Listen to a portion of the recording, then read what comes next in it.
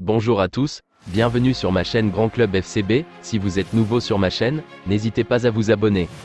Joan Laporta l'a confirmé, le FC Barcelone est à la recherche d'un milieu défensif cet hiver. Mais les Blaugrana n'auront pas trop de marge de manœuvre pour le faire et devraient donc chercher un joli coup à moindre coût. Selon les informations de Sport, la jolie pioche pourrait être le milieu défensif brésilien de Fluminense, André, 22 ans.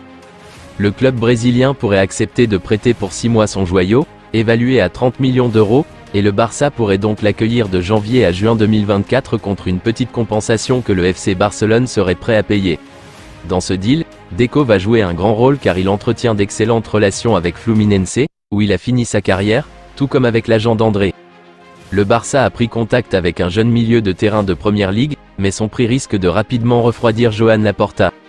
Avec le départ de Sergio Busquets cet été pour l'Inter Miami, le Barça s'est lancé à la recherche d'un nouveau patron de son entrejeu, un joueur capable de ratisser les ballons pour se projeter vers l'avant. Pour venir accompagner les Pedri, Gavi, De Jong ou encore Gundogan, fraîchement arrivés. Et à en croire les informations de Foot Mercato, les Blaugrana ont déjà trouvé une nouvelle idée.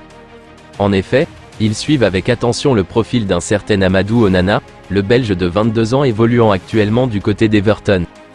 Des discussions auraient même déjà eu lieu avec l'entourage de l'ancien Lillois transféré pour 35 millions d'euros à l'été 2022. Problème, son prix dépasse les 50 millions d'euros, une somme que le club peut difficilement se permettre de payer alors qu'il est surveillé de près par le fair play financier.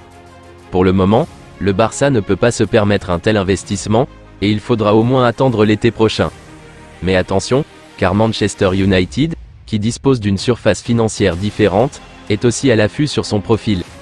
Le Barça vise deux victimes de la légendaire remontada de 2017, 6-1 contre le PSG après une défaite 0-4 au Parc.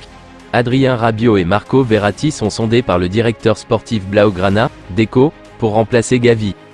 Le plan B serait de faire monter un joueur du centre de formation en équipe première. Mais Deco comme Xavi préférerait faire appel à un joueur expérimenté. Seul problème, le fair play financier. Les Blaugrana ne peuvent pas recruter à tout va, c'est pourquoi il sera compliqué de faire venir Adrien Rabiot ou Marco Verratti. Pour le premier cité, qui aurait l'occasion de disputer la Ligue des Champions s'il rejoint la Catalogne, un transfert sec paraît complexe d'après Sport. Surtout qu'il est un élément clé de la Juve, lancé dans la reconquête du Scudetto. Pour le milieu italien, qui avait déjà fait l'objet d'une sollicitation en 2017, un prêt est à l'étude. Reste à voir si le Qatar, qui est en guerre avec le Barça depuis que ses dirigeants ont critiqué le dopage financier opéré à Paris alors qu'ils ont fermé les yeux sur un gros contrat sponsoring auparavant, acceptera de faire une fleur au FCB. Même si la mission promet d'être difficile, le Barça pourrait avoir une raison de croire à la venue libre d'Adrien Rabiot l'été prochain. Le Barça n'a pas d'argent, mais il a des idées.